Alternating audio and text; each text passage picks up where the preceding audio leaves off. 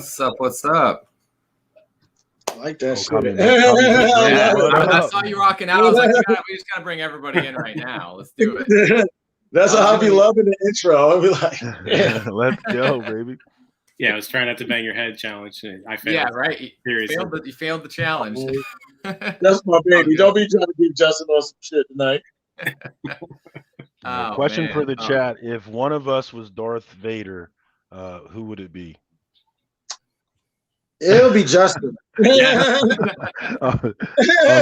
find your lack of faith disturbing. Man. If that works, if that plays or not. Because, I don't know, because the only reason why I would say a statement like that is because he's the writer. His mind is dark. I'm like, I've been working with this gentleman for like years now, so I already, I do go to some dark places in my life. Yes, for sure.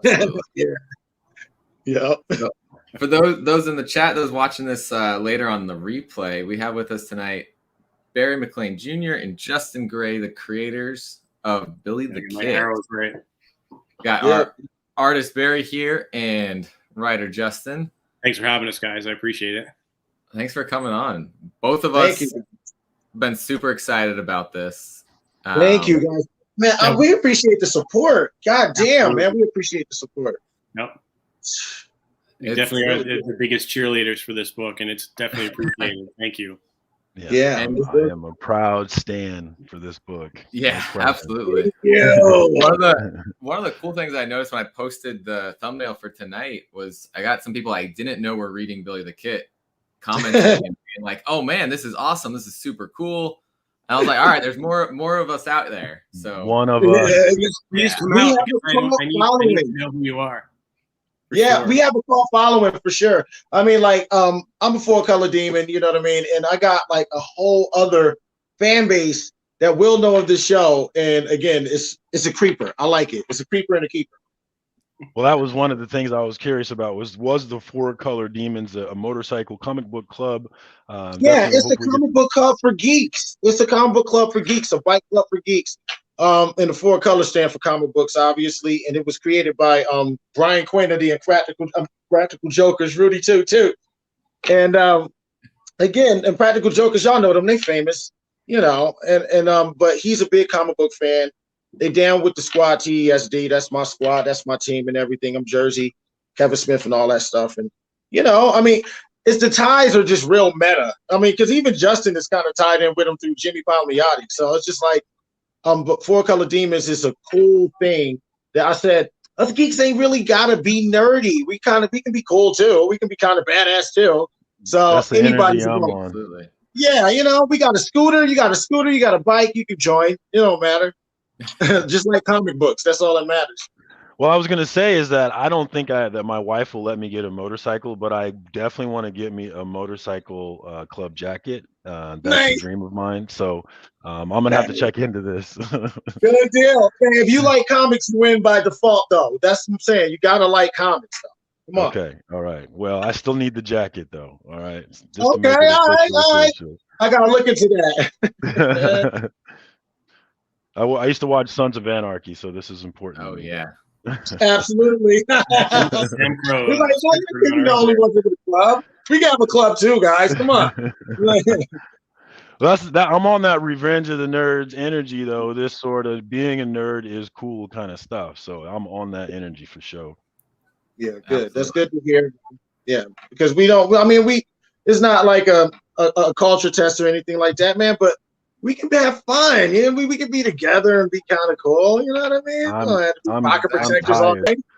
I'm tired of culture tests. I just wanna have fun. I'm with you. Well, this is definitely the comic that you want to have fun with. Station Travis, TM Nerdy in the house. What up, brother? Man, yes, we got a couple people hanging out with us live in the chat right now. But for everyone watching this, I guess start out, just tell a little bit about yourselves and how you got into comics. Give them a little taste of that. You want me to go first? Yeah, Justin, you talk. Well, back when they made comics the old-fashioned way. Is that how the ghost? Is that how? Fuck you, dude! Put them on the screen. No. I mean, I got into comics in the late '90s. I did some silly stuff and met some really great people and had some lucky breaks, and then had to kind of fight for stuff that I wanted to do. And I just got, I got a lot of lucky breaks, and I tried to take advantage of them as much as possible. And, the whole idea was to create stuff. I mean, I loved comics as a kid, and I that was something that spoke to me. It was a medium that spoke to me. It was different from everything else. There was always a sense of camaraderie with the characters. And I thought, there was a different kind of family. It was a different kind of outside of my own life experience. Like, I learned a lot of vocabulary from comics that I didn't have before, things that you don't think about until, because I had people in my life going, why are you reading those comics? Why don't you read some real books? And I was like, there's all kinds of books you can read, but comics were a gateway to getting into other things. But I never stopped loving comics. So I kind of harbored the idea in the back of my head. I want to do this. I want to do this. And it's so funny because the initial thing was I wanted to do it because I wanted to retell stories that I loved and sort of do my version of Spider-Man, my version of X-Men or whatever. And then when I finally got into it, it was such a different experience that I gravitated more towards the medium than towards doing what I like to call fan fiction that gets published.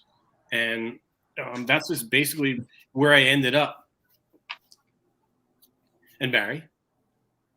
Oh, shit. No, man, I love this story. Look, guys, you got to understand, I'm a fan of my brother, and just like, I'm still not even never stopped being starstruck, even though we gave each other hand jobs in New York. It's okay. But like, no, just like, on the D to the L, but okay. Nah, but I started in a kid for Trenton, New Jersey. You know what I mean? My mom and my dad, like big geeks. And my mom, she was a comic book fan too. So she kind of taught me the language. Like, how many people go, my mom was a comic book fan? And an artist. Yeah, she was. Not just like a fan, but also an artist.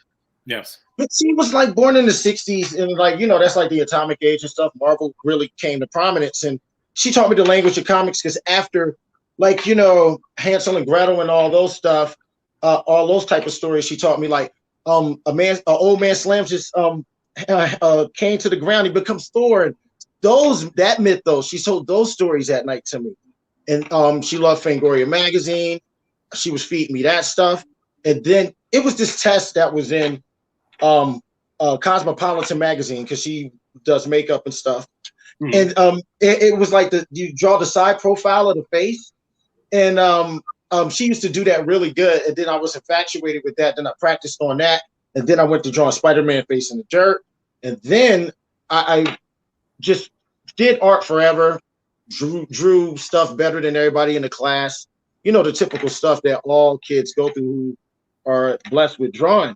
But I knew I really wanted to do this around like probably around when Image came out, and then when the big exodus, the mass exodus happened, I had to be about like 12 going on 13. This is around like Death of Superman time. And I met Jan Jurgens and Brett Breeden on the Death of Superman tour. And then I showed them my stuff. I had like almost 50 characters, like all on a page, like inked it and like a marker and ballpoint pen, and showed them the paper. And Mike Carlin was like, yo, he looked at the page. He was like, you got some storytelling chops, kid. And then like Brett Breeden was like, yo, you should really use the thick lines. I'm like, 12. And then my dad was like, because he told me before I go in there, he was like, look, you're not going to get famous, but just ask what you can do to get better. I don't know. I guess that's the military brain. Good. So that's good advice, man. Yeah, that's really at 12. Bad advice. Yeah. 12. And then after that, like after the Image craze went, I was like, I want to do this, but music can't involve girls. Obviously, that stops you a little bit. And a lot. And then 21. It was 21 when I went to art school. And then I really pursued it. I was at Catherine Gibbs in Piscataway, New Jersey. And then it took off from there. But then I want to say 2011 and 12, that's when this really popped off for me with Valiant and Blue Juice and all that. And Chasing Justin, all in between that, before Valiant and all that. That's why this book is supposed to be here. Like, it is. We should give a shout out to Blue Juice for sure. Those guys are great. I love you, Tom. They love the book, and it wouldn't be in stores without them. And Tom and the rest of the crew are amazing guys. Tom up. Love my mom. Shout out to Blue Juice. I'm a fan. I'm a new fan for sure. My comic book collecting leans indie, and they are definitely on my radar. Which is very friendly. I'm looking for them. Like really, just love what they're doing, and like that's that. You know, for us, that's like amazing. Yeah, it is for us. I'll say this book put them on the map for me, and then I was like, all right, now I gotta go start getting some other stuff. And I met Nick Justice at Baltimore Comic Con. Yeah, so I got picked up his book from him there at the con, and I'm like, all right, now I gotta keep going. His style is fun. I love Nick. He's such a good dude, and his style is fun. We got Gavin Smith too with the accelerators, you know. Like we got some shit. And you know, I just tried to bring a different flavor when it comes to the art, but I knew that we would be a perfect fit for it personally. You asked me with them because it's somewhere that I appreciate good stories, and the art is just that dynamic in it, you know. We were talking earlier about how your growth progression from issue 1 to issue 5 is astronomical. I mean, you can literally see, we were talking off camera earlier, and it was like I was trying to express, like, because I was there watching it happen. Remember?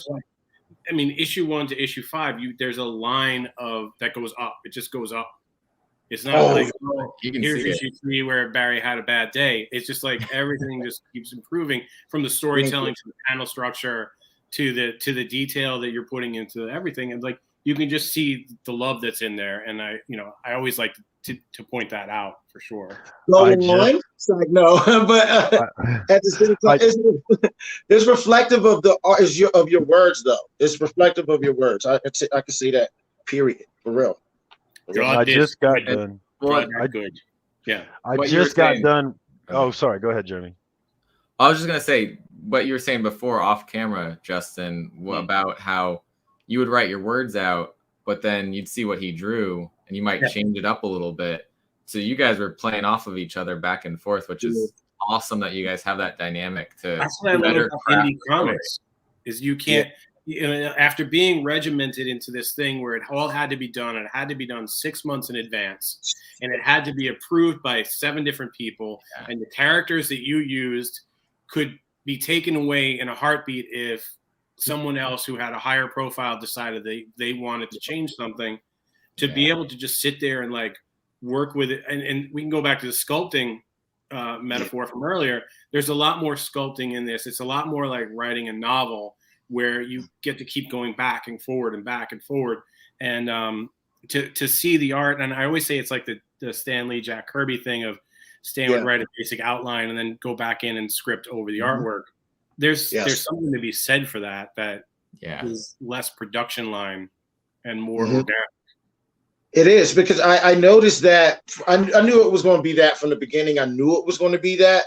That's why, because I knew your writing style from all the years of reading you. But I knew for a fact that with this, when we started getting into motion after we did the ash can after we did the ash can, you let me go. And then to let me go is that I'm allowed. I don't got it.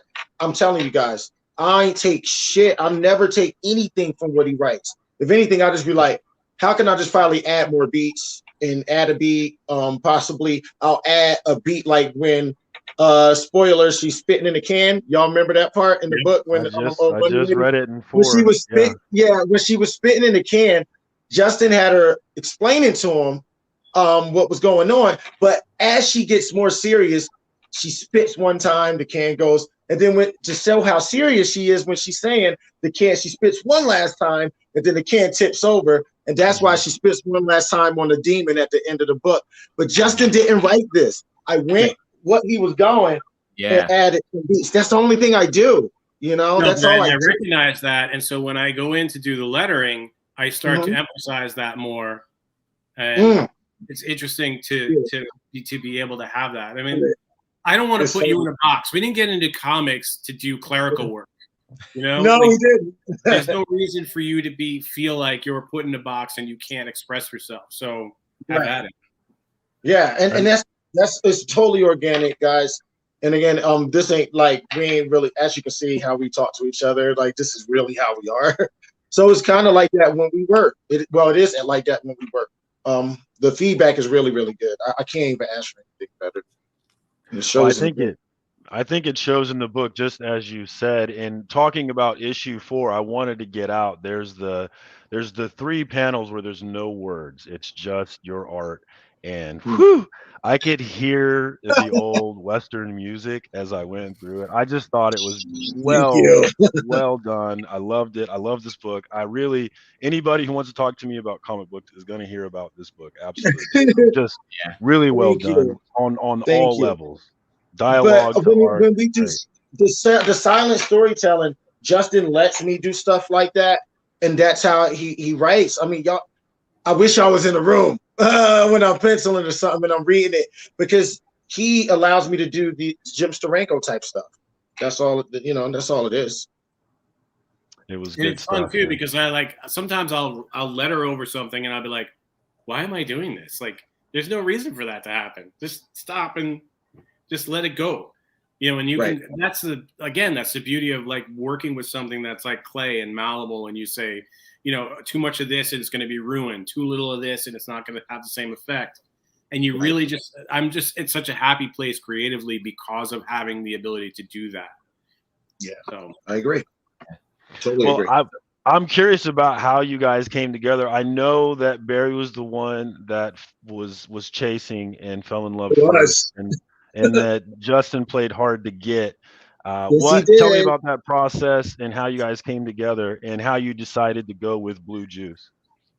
Well, I can say how I was chasing him, but Justin can proceed after this, because the reason why I was chasing him is because I was trying to get on in the industry, and Justin was the one that I wanted to work with. You know what I mean? And I know he was working on Jonah Hex at the time, Justin, you were. And but I really don't care about the labels like Marvel or DC. I care about the writers. I'm a writer's fan. That's what I've learned. And he finally had something for me, man. It was a dream come true. But Justin, you could take it from there. Well, I guess it helps that I'm an artist fan. So no, seriously, that works really well. Even trying to get back to Handjob Town from earlier. Hey, I know, it's too early. I'm just saying, like, when like a lot of times they do recipe stuff, whether it's Hollywood or comics, and they go, if I put A plus B and C together, then I'm going to get an excellent product. Like if I put this director and that actor with this actor, and it's all recipe stuff. And from working in restaurant industries for so many years, I understand that, but that's not really always, it's not a mathematical equation. There's a whole element there that is inspiring and organic and important to doing that stuff. So like when you came to me and I saw your art style, I was like, I can't just make this guy draw stuff that doesn't make him shine. I can't give him a story where he doesn't feel like he's contributing to it or excited about it. And then that comes out in the artwork, and that translates to people reading it. And that's really, at the end of the day, all we care about is the readers. I know when you work for Marvel or DC, you care about the sales. But reality for us, we care about the readers, because the sales, we only get a flat rate. You get a page rate, you get whatever royalties, and that's it. But when you're doing stuff for other people, that's the feedback, that's the X factor in it. And knowing that you're doing a good job and you're bringing joy to people's lives, and people do that. I mean, I can't imagine that George Lucas didn't enjoy bringing Star Wars to the world and didn't sit back and say, look what I gave people, or, any one of these directors or writers, or Tarantino, or whoever you want to pick, any idol or any writer or artist or whatever, Picasso. And I can't imagine that they don't sit there and go, I gave the world something that made people feel good. And at the end of the day, I mean, what else is there? There's making people feel your artwork and reaching out and having a connection with them. So, hey, Comic King's in the house. What up, brother? Brandon. Brandon in the house. Hey, Brandon. So how did you decide to go with Blue Juice? Was it an easy decision? Was there a lot of different choices? No, well, I know we kickstarted it and it was successful, and I knew that the only way that me and Justin plan was to do this forever. Come on. And for real, like, we just wanted a book that we can do forever. You know what I mean? We can come dip in this well anytime we want. This is our baby. We can leave it alone, come back and leave it alone, come whatever. And so the only way to do that is to have a chain of distribution, goddammit. So I was just like, and I already dealt with Blue Juice and I had a good rapport with them. I always did a good job. And they are very loyal to me. I'm loyal to them. And they just wanted to do good comics. And it was just like right for the picking. I already saw a media platform where I sell comics with Mike and Ming and stuff. That's my team. But I was like, why not do that? You know what I mean? Like, why not just have it on there already? Automatic platform that's less work for me and Justin to do. All we got to do is just look pretty and show leg and shit. So that's it. Just finish our books. And but when we did the deal and stuff, it was a good, joyous occasion. I cried. Yeah, the element is that when somebody says they like what you do enough that they want to be a part of it and to elevate it to whatever, the next level is. I mean, that's different. You spend so much time pitching stuff and you're like, it's a yes or a no, or it's a maybe, or maybe you hear back from them in 6 months or you don't. It's nice when someone says, we like this, we believe in it, we're going to throw ourselves behind this. And that's what Blue Juice did. And really for having been in the industry as long as I have and having dealt with so many different layers of these things, it's nice when somebody says, I get this it. is the shit. It's like, especially on things you don't expect. Like we were just having fun, just doing our own thing. And then to have someone go, wait a second, this is actually better than we thought, or not even, I don't even know how you explain it. It's just kind of like, you never know how life is going to go. So this was something that Blue Juice said, we love this, got behind it. And obviously Barry had a relationship with them, so it was so much easier. And that's how it just all came together. I know, because I knew that in order for me to be happy making comics, I ain't gonna lie, fellas. This is me, my selfish me talking. This is my id. And I was like, look, the only way I'm gonna be happy doing comics is unless I can work with Justin and have Tom Mum with me. And I had to get them talk because I knew that they would get along because they have like-minded and love comics so much. That's why. I don't need somebody that's like ultra capitalist and not, and it worked out great. We love comics. Yeah, that's why we'll work with people who are in it for the love of comics, not just in it for the profit. And they're professional too. I don't have gas money for my yacht based on this. Right? Yeah, make it rain, bitch. It's like, nah, it ain't like that. Well, speaking of making it rain, I was curious about Barry's Instagram. Two questions really. Number one, stay broke. I identify that. Oh, okay. I identify with that name, but I'm curious if my identification with it matches the reasons why you chose that name. Well, I MC. You can hear me on YouTube right now. Just type in Barry McClain Jr. hip hop, and but I chose that name because no matter what I do, microphone stay broke. You know what I mean? I skateboard. I was like, skateboard stay broke because I skated so hard. Pencil stay broke. You know what I mean? But no matter how much money I get in the industry, I'm gonna always be hungry. I'm gonna do it like it's my last. I always go for broke. So my first EP was called Go For Broke. So it was like a good metaphorical thing, and stay broke right there just kind of rolls off the tongue every time I be rhyming too. So I ain't gonna lie on that. But yeah. I like it. And the second one check it out, though. You might like it though. I need you to maybe create another account or something, but I got to be able to share your stuff, man. I need you to open it up. I know. I'm very reclusive in that way. I'm like fucking FT type dude. You know what I mean? So it's hard to steal my shit. Well, just give me something with just your art. Yeah, just nothing else, just your art. Let me share it with my people so I can. Just have Kara run it. Just have Kara put all your art up on it. I know, but I'm going to do a comicbookartfans.com account again. So my pages are going to be up for auction too. Like original pages going to be up for auction.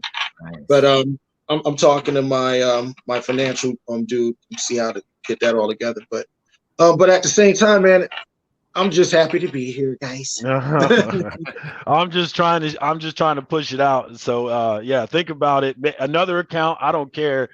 Just let me share. I don't do that though. Hold on, man. Let me just hit you with a JPEG or something. All right, man. Just don't NFT me. All right? Don't NFT me. All right.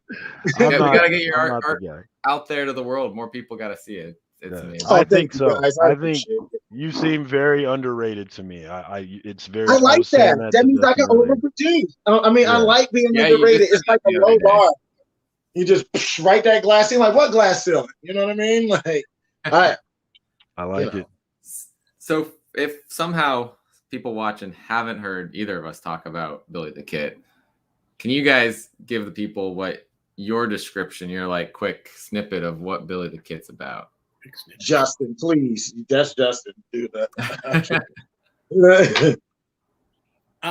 There is no quick snippet in these things. I mean, the log line is it's a Western anti-hero whose entire family is killed, which sounds pretty standard for a Western, except it's a tornado. And it's a tornado god that wipes out his entire family. And as you know, rabbits are not just a nuclear family. There's a whole lot of them.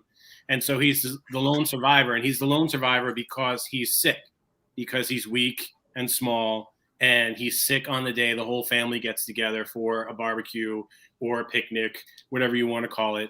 And this tornado god is mad at this family from coming from the east into the West, carrying their own beliefs, their own religion, their own ideology. And this starts an event where the old gods are angry that the world is changing. And so they start coming back, and they're not nice gods. They're dark gods. They're gods who have incredible powers. And a couple different things happened with that. I wanted to do something that dealt with Christianity in a way that was positive and interesting to me, as opposed to making it something that was negative or maligned in the media. And I'm not Christian. It has nothing to do with me. I like to write things that are outside of myself because I like to learn about other people's experiences.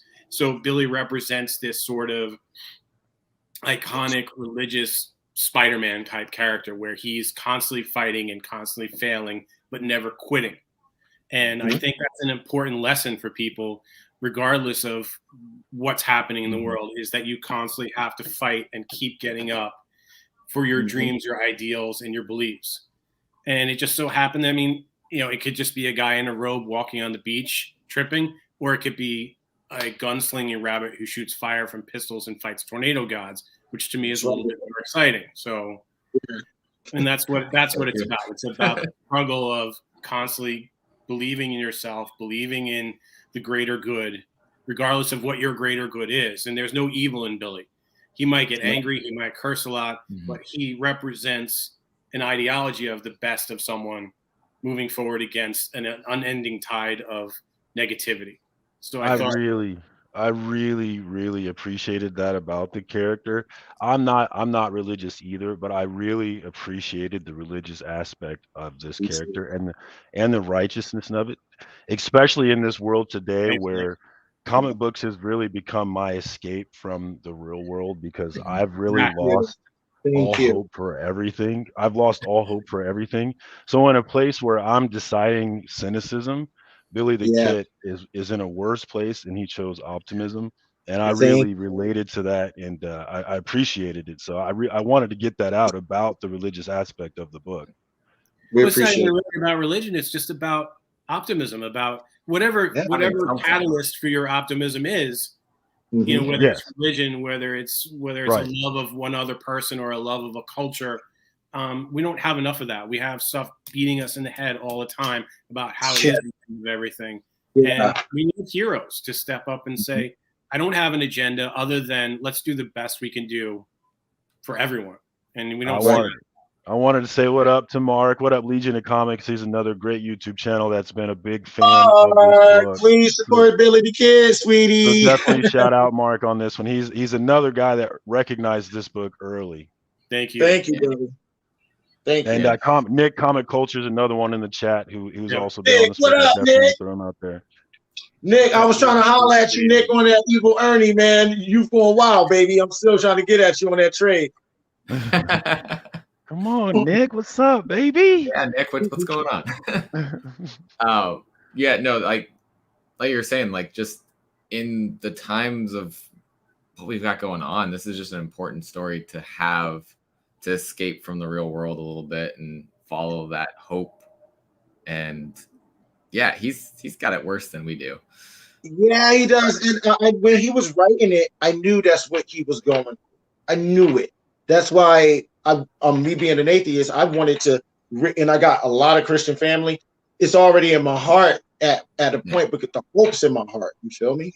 And so I was like, I know what Justin is going for here. So when we had him baby, I really, like, dear Lord, when he was praying and everything, I wanted it to be that. Even like the opening shot, as soon as you go in, I wanted you to go in like it's not going to be like this ever again later.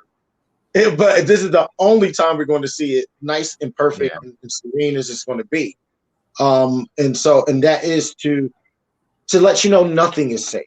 You know, and that's what we're doing. Nothing is safe. But when you get to live in that bubble, you do feel everything is safe. But how we rip it away from you, we had to make sure it was in such a dynamic way. That's why I've decided to have the whole sequence in the beginning be a tornado, because people die. You know, a plague is a slow burn, but just to have it ripped away during prayer, you know, like. It says something. It was a metaphor. And I knew when I read that part, I was like, I know what he's going for. That's why I was like, oh my God, this is going to be, y'all feel what I feel. When y'all read it, I feel what you feel because I get it after Justin. He do it first. I do it second. You know what I mean? So I feel what you feel. Having kids will also do that same thing, ripping away the illusion of safe. I know. They're in the back right now. Man. I'm like, please be quiet just for a little bit.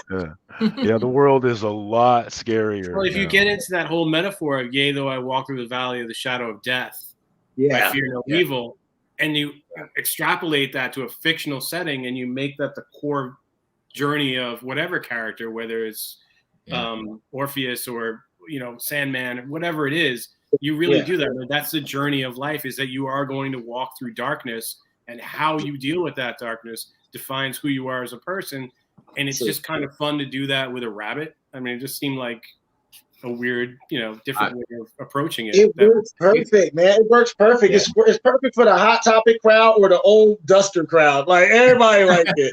It's like there's no demographic on this book, and that's how I like to do my work. There's no demographic on anything I do. Yeah. And that's how I choose to move.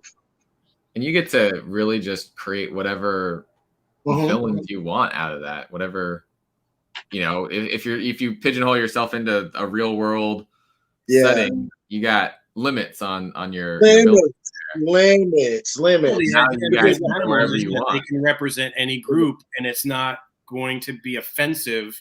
Yeah. Right. Still cover those elements. We got animal gods, and I hope. I mean, animals might get offended. I guess I don't know. Comic Collector asked a good question. If you wanted to highlight that. Yep. Yeah. We'll get to Mark's question too in a second. I think we're doing it. Obviously, this one's a mini series. 1 through 5 is really just sort of the taste testing. Yeah, I mean, we're just having fun. If y'all like it, we'll keep going. Just keep buying it. Shit, like Well, there's hopes and dreams, and then the two of us will go buy out the Blue Juice Comics shop, and we'll make sure. I mean, I'm serious, guys, because I plan on drawing the shit forever, like till my hands get like decrepit. So I'm like, shut up and take my money. Shut up and take my money. So you can go ahead and I got your private message. Yeah. I wanted to do a giveaway. I am doing a giveaway on my channel, which is separate from this giveaway. So if you don't win this one, you can check my channel out. Maybe give yourself another chance. But I wanted to do the hashtag in the chat thing, Sparks. If you whatever hash Billy the Kid. How about that? But I have issues 1 through 4, and if I'm able to get 5 on Wednesday, I will throw that in there with this badge. Issue 5 is a bloody good time. I'm hoping that I can get it so that I can include it in both of my giveaways. But yeah, hashtag Billy the Kid to get in on this giveaway, and if you win, hit me up on the gram, and I would be super excited to send this to you. I want everybody to read this because it should be read. It absolutely should be read. I think the message that they just discussed is the message, which is Billy the Kid had every reason to give up, to be disgruntled, to say F everybody, at every reason, which is what I've decided to do recently. But he decided a different direction, and I respect it and I love it, and it inspires me. So I want y'all to read this book. And that's all we can ask for, and that's more than we deserve. So thank you. So get in on this, y'all. I want to give you this book 1 through 4. Yeah, that is more than we deserve. Burn Lancey is dead. So I actually have an A-OK with 1 through 3 in it. going out to Claiming Comics. That's what's up, man. Share this book. Thank you. That was so adorable. Thank you, man. That's what I do. Uh-oh, Flash by Night. Oh, my homie Michael Walker in the mix.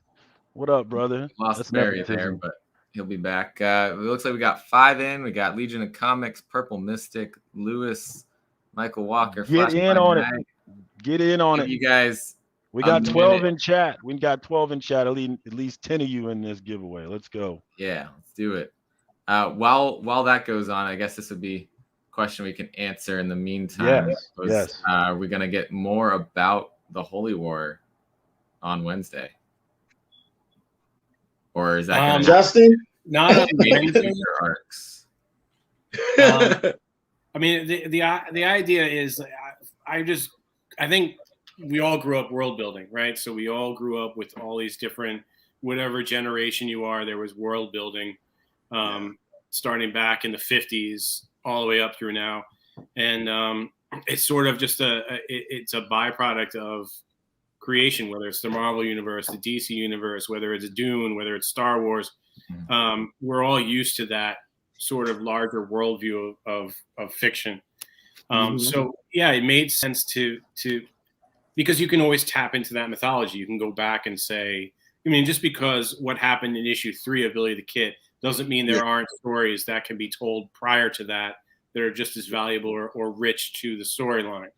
And I think that that's important to any kind of longevity of storytelling. So even though we didn't know what was going to happen with the book, if it was going to do well, if it was just going to be us having fun, but the seeds are there and the foundation is there for it to go in so many different directions. And that's what I like to do. And that's the two things, is have fun and leave all your options on the table. And that's been pretty much what I've been doing for the last 5 years with anything I've been working on, whether it's Spicy Paul, Bleeding Paul, Billy Kit, Stand Still. I mean, it's just kind of like inhabit these worlds and let these characters breathe and grow and become, because you can't really do that in mainstream superhero comics. They can only grow so far. So after spending 15 years of only can grow so far, I feel so much more liberated to say anything can happen. There's going to be changes. Characters are going to die. Nobody's safe, and all that stuff. It is lots. It's lots of fun. I love it. It's fun as shit. Thank you. That's all I do here. Yeah. So last call, hashtag Billy the Kid if you want to get 1 through 4, possibly 5. Station Cali Comics. What up, John? Glad you made it, buddy. We got 7 entries in. I'll give it a second because there's a slight delay between what I'm saying right now and what they'll hear. Does anybody in the chat have any questions? Like things that are like... I think I saw one other question pop in. What was the inspiration for Luther? Oh, that's definitely like old Wu Brothers. That's all old Kung Fu movies from when I was a kid, watching them on Channel 5 before it was Fox. And I'm aging myself radically. Was there any Samuel L. Jackson inspiration in there? I think anytime you have that kind of authority figure, father figure who curses a lot, I think Sam's locked that up. So I think there's no way to get away from that. But yeah, I mean, there is some, I mean, he's been around forever, right? Yeah, and Negan, I like Negan, but I purposely, especially with Stand Still, because people make references to Stand Still and Walking Dead, because they're both black and white comics, they're both survival comics. I specifically, as much as I like Negan, I actually use Negan as a thing to say, don't go too Negan, because I feel like that's his own unique character, and I wouldn't want to bite off that. I wouldn't want to say, here's my version of Negan. But I think that's an interesting element of it. Miyagi and more like the the Chinese martial artists you see in the Shaw Brothers movies, and what Tarantino did in Kill Bill. There's elements of that in there. I just think the overall sort of smug, arrogant, you don't know anything, I've been through everything. I think we can all relate to that in any part of our lives. That's a great cover, by the way. In Hayek Lee, I love it so much. Oh, yeah. So yeah, Someone asked a great question about where you can get the. Oh, Mark did. Legion of Comics asked a question about the variants, and I was curious about that too. I know I saw a clip where Barry was excited about some of the artists that wanted to draw Billy the Kid. Can you guys kind of talk about some of the variants from John Gallagher, who's been killing it? Oh my God. And the process behind that, yeah. I think Blue Juice handled most of that. I didn't really talk to John. I mean, I became Instagram friends with John after when I knew that, and there Nick Justice, and there are other people who have done covers, which was outside of what we were doing. You have to remember that it was very insular what Barry and I were doing. We were sort of on our own island doing this, and when Blue Juice came in and they were pushing out there, all of a sudden there were people who were like really excited by by being able to contribute to it and saw this is an opportunity to create all these different covers. We didn't have as much to do with the variant covers in retail as we did in just the initial creation. Gotcha. Well, there's been some sick ones. I feel John Gallagher has some great ones that he's been doing. Oh my God, those shits are sick, dude. Those Gallagher ones. You can get them off his website. I think that's UncannyKnack.com. Yeah, so, I dropped that link. UncannyKnack.com. Definitely, if you're looking for some sick variants, check that out. I got to get the rest of them from him. I got 1 and 2 from him. But I need that. Did you get my Fist for the Dollars one? My Fist for the Dollars? I need that one too. Yeah, I need that one still. I gotta see. You got any more commissions on blank variants, Barry? Yeah, I do. I actually got 3 left only. But I know I can lose you something more, but I only got like 3 in stock right now that I can like pick you off with. So I actually I've gotten Nick to do one. Let me do one for you, man. Just hit me up. You know how we do. That shit is sick. Yeah, that's Nick right there, boy. Yeah, that's one. Yeah. I was like, did he actually like just print this on the cover? Like, no, but he mastered the art of the sketch cover. Nick does because his style is not to like minimize it. It's juvenile, and when you do juvenile like me, I like Mortimer Drucker. Like I'm a Mortimer Drucker fan. So, but his style is like very cartoony, and it's so good when you put it because he does a lot of color on it. It looks so gorgeous, dude. Gorgeous every time. So cool. Every time. I'm trying to catch them all, man. It's like Pokemon. I know. This is the first campaign I ever did that, though. You know. So let me run this. Yeah, let's do it. See who the winner of those copies is. Who is the lucky person? My I demand that you read it right away. Purple Mystic, what up, buddy? Purple Mystic. Congratulations, man. I am going to try it. You're going to get at least 1 through 4. I'm going to try and get you 5 on Wednesday and shoot this out to you. Hit me up on Instagram. It's Circumstances, SURCAM stances, and on Instagram. And will love to send this to you. And you have to read it right away. You can't wait. I'm very nice to see you guys, man. Thank you. So reach out to Barry on Instagram to get a commission, or like send him a message through that. I know. I don't care. I ain't doing nothing but drawing comic books all day. Stay broke. Stay _broke. Definitely hit him up. Yeah. And beg him to open it up this gram so we can share his stuff. Down in the down in the description, I have a link to both of your Instagrams, so follow them both to see what's going on. Speaking of your Instagram, I see that you are both gamers and that you're both Xbox gamers. Yes, we are. And both Halo. Can you talk? Have you guys bonded over that at all? More Destiny than anything. Okay. But I saw you did. Wait a second. I got to get my Destiny muscles back in shape. Have you bonded over gaming at all? Yeah, Destiny. Destiny and I want to say about Metro because I seen him playing Metro and then I got into Metro. Yeah, Metro, the first 2 games are great. Yeah, he got me into Metro. So, but I'm more like hack and slash, Muso. I like action adventure games. Like I'm an average artist, man. I like action now. Y'all know my art style, dude. Are you playing the Surge too? Have you been playing? Yeah, I am. Yeah, I'm playing the Surge too.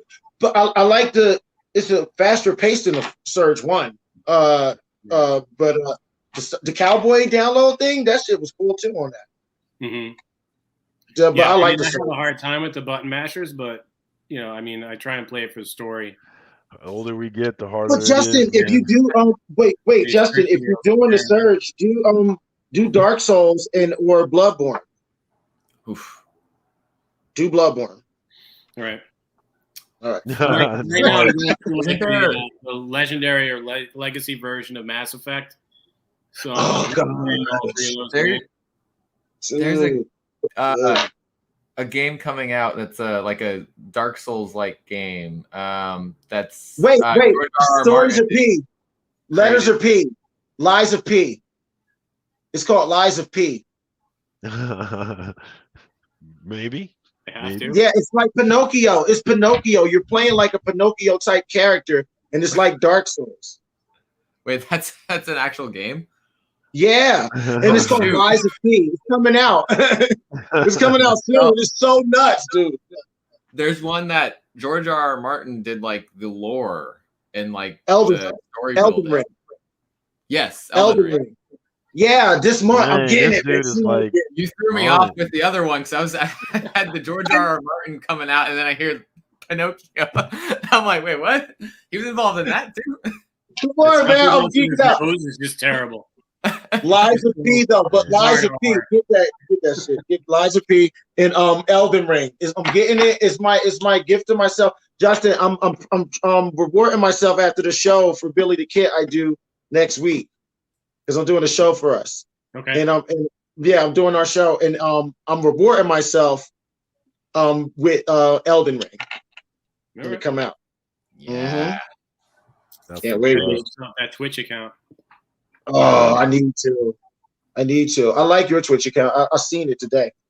I didn't even know you have one. Oh, I haven't even found you on there. Let me fix that. I'm too angry. I can't post those videos.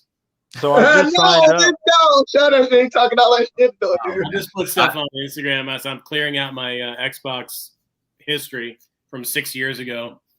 Mm-hmm. Yeah. I know how that is. So I signed up for your Kickstarter today, Justin. Thank you, Joe. And I saw that you did not need me to sign up for your Kickstarter at all. You had plenty of backers for your next project. That's my boy. But you can never have too many backers. No, so, because we're already working on issue 3, and these guys got to get paid. So all that money goes right back into keeping the artist paid. Yeah, it looks dope. Yeah, I'm excited to get Justin, you got to reach out to me for one of those, for a pinup or something on that. I Eat Monsters, dude. We got a lot of monsters. So awesome. I'm sold. I will buy that cover. So let me know. I just dropped the link to this in the chat. Yeah, that's Antonio Brandao. I don't know how that guy's not working for everyone, but he did.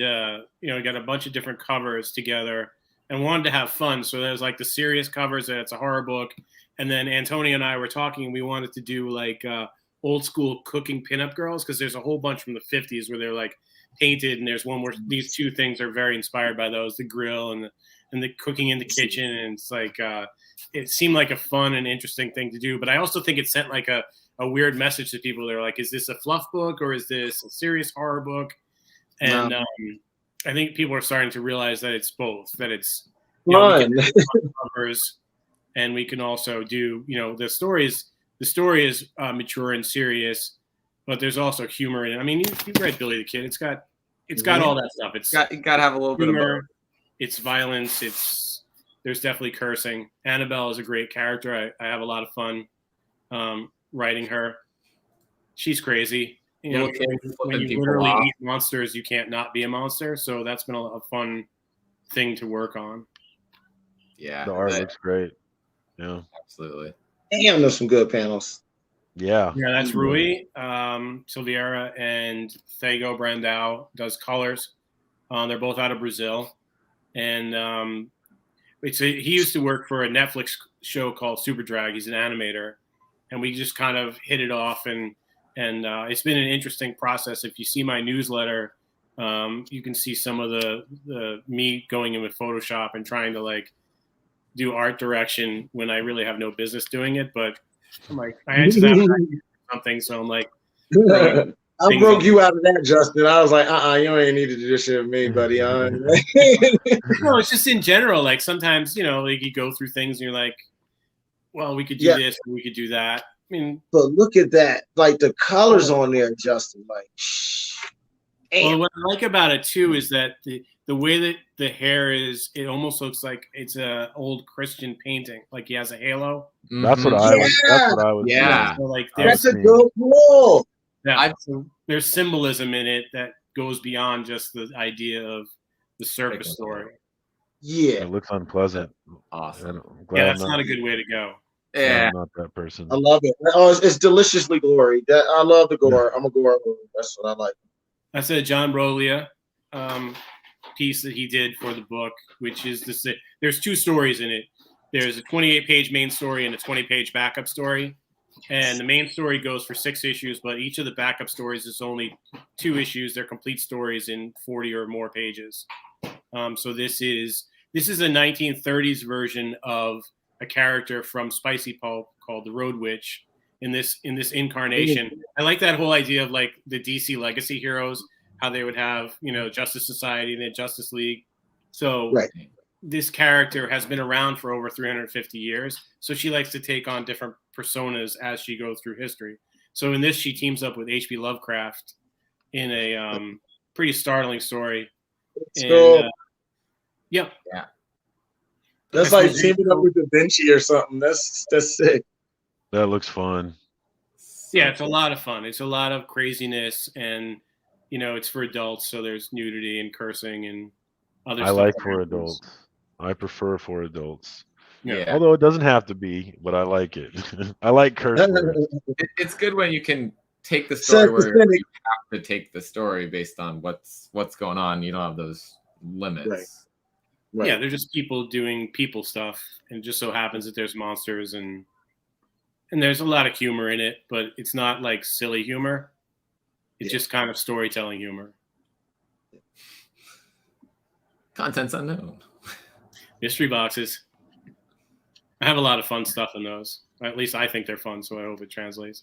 And then you can pick up all the sister book trades from the other from the Spicy Pulp books. I think I might have added on volume 1 of Spicy Pulp. I'm trying to remember. I know I added something on. Yeah, they're real nice. They're nice. They're 120, 124 pages. They have like a soft touch cover, which I think is really nice. That's the Road Witch. That's the modern version of the same character. I love that green. Awesome. I love the Road Witch, dude. I mean, if I was on that book, dude, like, how do I get in on this? I'm spoiled. No, guys, I'm spoiled. I'm a brat. Come on. But no, in the second trade, there, I'm sure there's the pinup you did of Dude Bro the Barbarian in there. Yeah, on your shoulder. I'm sure that's in there. That was so fun, dude. That is because I got it immediately. As soon as because I know Justin's humor. And when I seen the character, I knew I got it immediately. That's why when you see it, I did it kind of like throwback. Like it was like a throwback Rosetta, but not Rosetta. It's like exactly. That's exactly what I was going for. All that stuff, the Sword and Sorcery, the Conan comics. I knew it. I gotta get in on a joke, bro. Like, come on. Love it. We have fun, dude. I love comics. Yeah, so that's like Spicy Pulp. Those 3 trades are over 360 pages. Yeah, of stuff. So I love fat comics. Who does? And my nipples getting hard. It's just comics. Like I love comics. Yeah, that's Antonio Brandao who did the covers we were looking at, the fun cooking pinup covers, and he does the whole Dude Bro story. Nice. Which is exactly what I mean. It's misogynistic Conan meets a modern era. Right. Women. I love it. Like it's a rom-com with monsters and wizards and stuff. It's crazy. It's just me just having fun, really. Yeah, I love it because it's so fun. The name Dude Bro, you know what kind of guy he's gonna be. He's so clueless when it comes to the ladies, even though he thinks he's a stud. And that's Strawberry Milk, who's the combination of Lobo and Strawberry Shortcake, if they had a kid. and she was a bounty hunter in space. Oh, I love it. I like her. Oh, I like her. That cover all the time. We try and run it as an ad, and Facebook's like, no. Not right there. Flagged as porn. I don't know what they're doing with it, but yeah. That's strawberry. Because she has a midriff showing, and she's wearing strawberry panties. So for some reason, rejected every time. Hubba. Can't show any skin. Sorry. I know. Even pink skin. Even strawberry skin. Yeah. If anyone's interested in checking out some of your other work, I'm going to drop the link down in the chat again. I think I linked this down in the description also for people watching on the rewind. These are just fun escapist comics. There's no agenda. There's no politics. It's just craziness. That's why I love this dude, guys. I definitely jumped in. Guys. I'm excited to get my special cover for I Eat Mustners, man. And if Barry, if you do one, definitely I'm looking out for it. Oh yeah, you know it's gonna be fucking amazing, bitch. No doubt. No doubt. Yeah, we definitely talk about that for sure. All kinds of monsters. Barry, what you got Justin though. Justin, though, all you got to do is reach out to me, man. He gets special treatment and shit. So that's what it is. I'm special. What are you working on, Barry? I know I see you in the cons out there in the Denver area. I definitely want to make it out that way. Out there. Please do. I mean, I'm everywhere. The 4-Color Demon store is coming everywhere I can, man. I'm promoting the shit out of Billy, dude. Like it's like this is my dream come true. And I'm working on Cue Ball right now with Mike Barron. That's coming to fruition. I'm looking at 2 different publishers, and that's coming out. It's going to be published. We kickstarted it. It was successful. And after Cue Ball, I got some stuff coming down the pipe that I invented, and I'm trying to do like my best version of like all the writers I ever worked with, from Justin to Brandon Easton. You know what I mean? Like I'm trying to do my best version of all those guys with my content. Man. Yeah, because I got like 3 books, and that's it. Y'all gonna get me for like the next 10 years. Then it's gonna be like video games and cartoons, the movies, all that stuff. That's what I'm focused on after that. You know. Awesome. The Cue Ball, bitch. Wait. Station Mark. Mark has definitely been putting it out there. He's a substantial channel doing good work. So station to him. Love the book. Yeah. Barry, you talked about Cue Ball. I was looking at I was checking that one out, and it was interesting. Is Mike Barron your guys' is your kind of your connection? Yeah, because how me and him got together, I was at a con like I want to say like 7 years ago now, and then he came up to me. He seen me with all these books on the table that I drew by myself, and then he goes, "Man, you ain't draw that." I was like, "Yes, I did," because I've been a fan of Mike Barron when I was little, and since I was little, man. And he was like the first writer to ever like say fuck you Marvel and DC, I'll make my own character, and then they teamed up with his characters. Like that's like rubbing shit in the face right there. And then on top of that, Ninja Turtles came out around that time. That's why I think he didn't get his just due. So I'm like out for revenge for Mike Barron, bitch. So like look, he came up to me, he seen how I was bitching over how black characters are portrayed in comics. I was like, it's the black this or the brown that. I was like, we already got Black Panther, we already got Black Lightning, we already got them fucking shit. So why would I call it like Thor the White Hammer or Spider-Man the Ivory Spider? Like that's corny. So I just wanted a regular American character that just kicks ass like Commando or Rambo. I wanted to do like John Milius for, you know what I mean, for comic books. So Mike Barron said he heard me talking shit because I wanted to flip it inside out and just keep it just the hero, not the color. And so he goes, Barry, I got an idea. This 3rd degree black belt, legendary writer Mike Barron says Cue Ball. And then I go, he had a no cape mandate. And he goes like, I want him in a hoodie and baggy pants and boots. I was like, nah, that shit ain't sexy. I said, man, he got to dress like me. You know what I mean? So I put him with like the rope chain, and he's the only superhero with Wallaby Clarks to tie in with the Wu-Tang type vibe. You know what I mean? So he's, instead of like Kung Fu Joe shoes, he's got a Wallaby Clarks, like Ghostface Killer. And he got a scar on his eye, toothpick in his mouth like a fedora, and he's a merchant marine who studies Kali Eskimo for the streets of Chicago. And so to play with that is like to blow the black character out. I got like little white girls and little Indian kids and everybody, like even fucking Trumpers would come up and be like, man, thank you for making this character. Even Christopher Priest came up to me and said, thank you for making this character.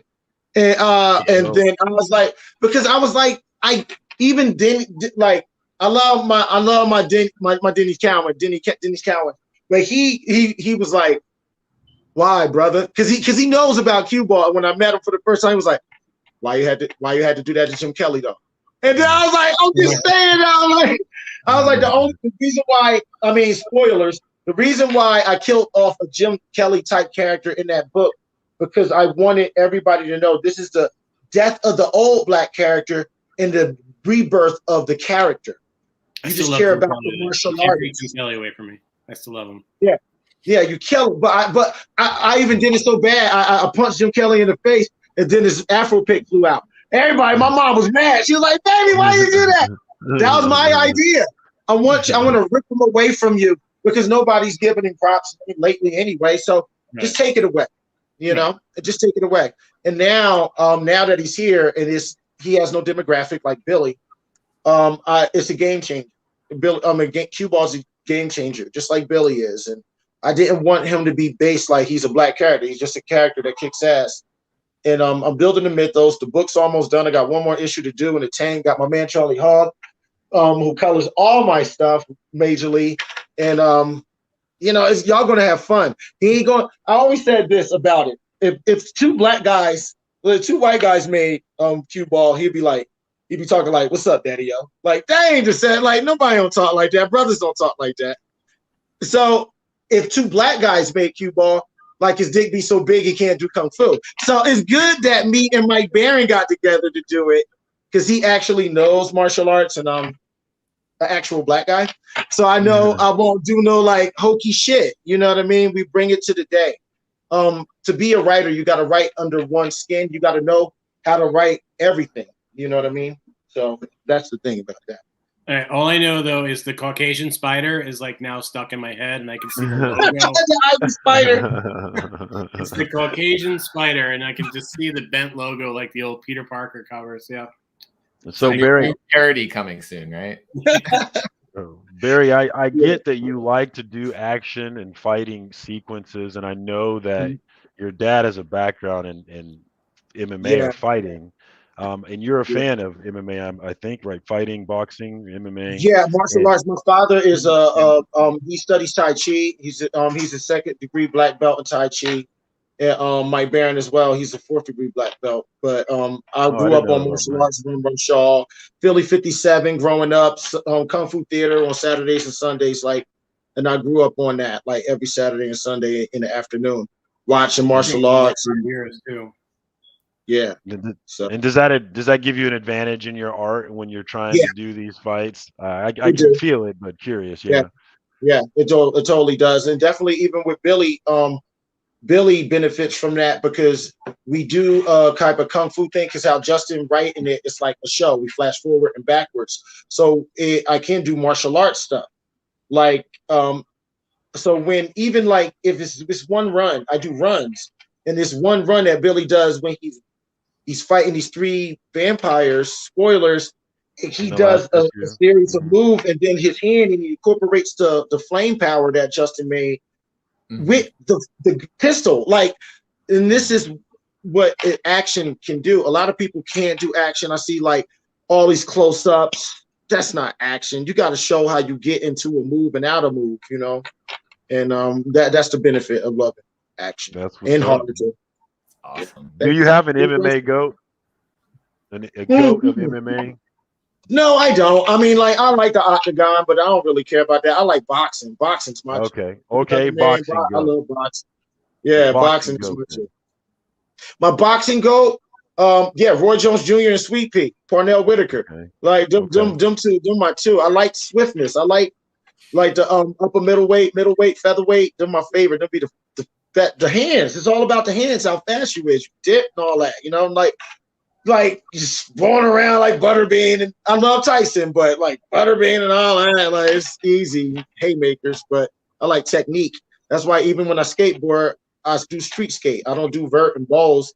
I do manis like Rodney Mullen and all that stuff. I'm a street skater, man. Like busted shins and shit. I feel you. That's what's up. So I'm sorry. One thing about cue ball, I wanted to get it out. Like so his weapons is a pool stick. Yeah, Eskrima. Any stick is accessible for cue ball, but the pool stick is the thing because I like that. He's a pool shark that studies Kali Eskrima. And so, like, you know, when you do that, you can play with that stick motif. Yeah. And then there's this one part on issue 1. He opens up his secret weapons cache, and you see all types of sticks and stuff like that. I really get to go crazy because Cue Ball sees the world. Guns. Yeah, no guns. Like, he knows guns. He's military, but no guns. No guns. It's like I wanted to do Batman without no bat. You know what I'm saying? Like, he moves like a ninja too. I even do like some. I added this mythos to Cue Ball because he sees the world like a pool table. Everything can be bounced off one another. You know what I mean? Anything is always a positive effect. It's never not a Yep. Never an answer. What was that? Billy clubs. Yeah, it's never not an answer that we can't figure. But what, Justin? I was saying it's very Frank Miller of that linear thing, like the Billy Club, using the Billy Club. I mean, I would always bounce off of things. Yeah. I tried to do that. It doesn't work. It doesn't happen. Yeah, and it doesn't. I mean, but it doesn't. But I love that. I love the concept of what you're saying is brilliant. For sure. Yeah, I needed him to have a superpower, and that's it, you know. And then we're going to go deeper into more mystical, more of his backstory. But that is for my Blood and Treasure run that I do. I'm gonna do his origin story, you know, later. But that's for later. Y'all got to assess where he's at now. I'm just gonna steal that and pitch Marvel a Karnak pool table meets the Karnak. Oh man. Is there anywhere to get Cue Ball right now, or for people to read? Everything is sold out, man. I'm sorry, Jeremy. Like, everything is sold out. I had the last store I had it at. It was Jan Silent About Secret Stash, which is like they give me special treatment there, but because that's my home team. But yeah. I don't have anything until the run's done and it gets published, man. I know it sounds riveting, but yeah, that's I was like, any digital places? Tomato. Not on anything. So you guys are working on publishing somewhere, so it's not gonna be on like Comixology or anything like that either. It will when it gets published. When it gets published, it's gonna have all platforms of Billy. It's gonna get the Billy treatment. Put it like that. You know what I mean? Yeah. Yeah. Awesome. So everyone, keep a lookout. It's coming. One day. It is. It's fun. No, it's gonna come next year. I was coming next year, guys. Oh, if you wanted a day, it's coming next year. Oh, next year. All right. Yeah, it's coming next year. We'll be patient. Yeah, this Billy year right now. We got this Billy year right now. Yeah. Come on, guys. It's the year of Billy. I don't know how well Billy is doing. It seems to be doing well. I was telling Justin before the show that the way I gauge sometimes how a book is doing is whether or not it's sold out on Things from Another World, which is where I do a lot of my pre-ordering. And every single one of your books, including number 5, sold out. Everyone. I ain't trying to toot our horn, but every store, and I'll be banging the stores. I'll be calling the stores myself. I'm like, hey, how's some juicy Blue Juice Billy the Kid books on it?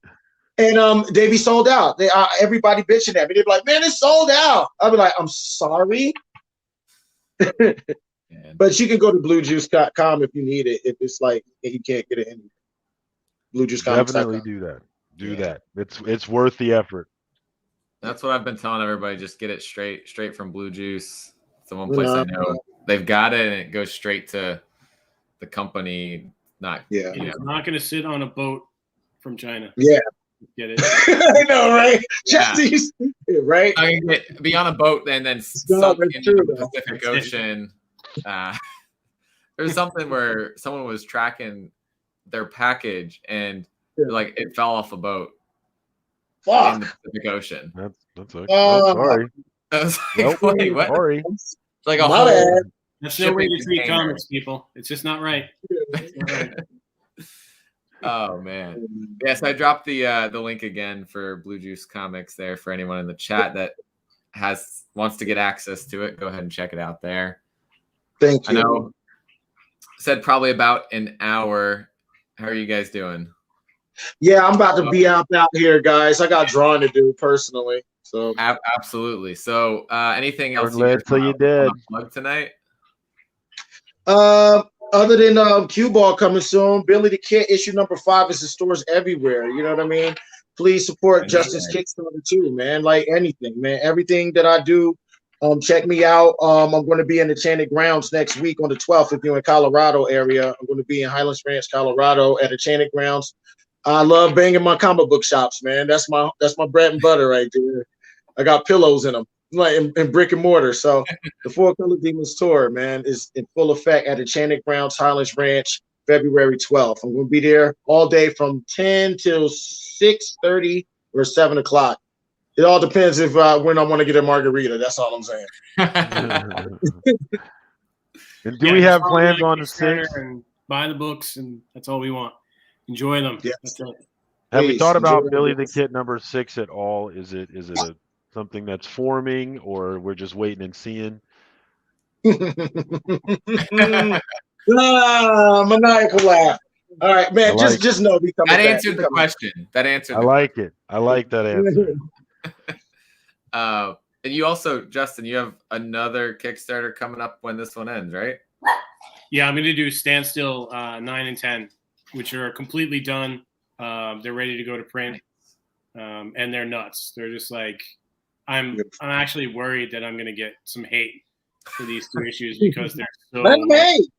I tore through 1 through 8 once I got those. So man, let them hate, man. I decided that in this particular book, I'm just going to put my foot down and hit the gas, and whatever happens, happens. And if people's feelings get hurt, then they get hurt. That's YOLO. It's your story, your world. Yeah. Right. You're taking it somewhere. I've been in so many situations where I've talked to editors and publishers and been like, they do this because they're evil. And they're like, no, but that's too evil. I'm like, well, what is too evil? I'm like, this is people have to be people. Like, you can't just have like generic, we're not doing color forms on a window. So, so these next 2 issues are going to be nuts. They're going to really push people's buttons and challenge their perceptions of certain things. So I'm excited. And Branko drew the shit out of it. So yeah, that art is luscious, dude. Amazing. Luscious. He actually did issue 10. He was doing issue 10 because in Serbia, they have like their Christmas and New Year's and stuff is like mid-January.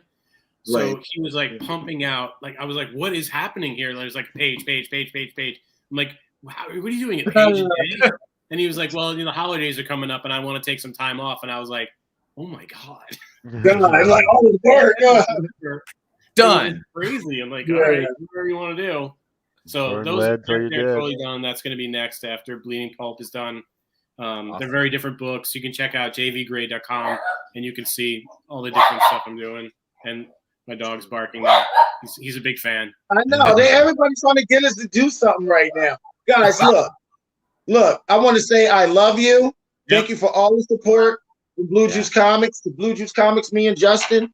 And again, man, please support everything we do. And thank you for reading our comic books, man. We're going to give 120% for being champions for Billy the Kid. Absolutely. Thank you guys for writing and drawing such an awesome book, for coming on with us tonight and hanging out, having a good time talking about comics. I know. I talk too much. Thank you, guys. And thank you for not shutting me down and saying my art sucks. We all know what's really going on, guys. Come on. We all know your art's the best, man. We all know that. Can we cut his feet? Can we cut his feet now? Love it. Wait, hold on. Wait, what? Yeah. Later, guys. Thank you, Barry. Good to meet you, sir. Justin, it's been a pleasure, man. Thanks, guys. I appreciate it. Thank you, Jeremy. Appreciate you, brother. Absolutely. Monday night for bringing the book to my attention to begin with. Very happy to do it. Yeah. Station Comic Book fam, thanks for sticking in with us. Yeah. Have a nice night, everybody in the chat watching, and everyone on the rewind. And we'll catch you guys next time. Go buy some Billy the Kid and some Blue Juice comics. All day, air day.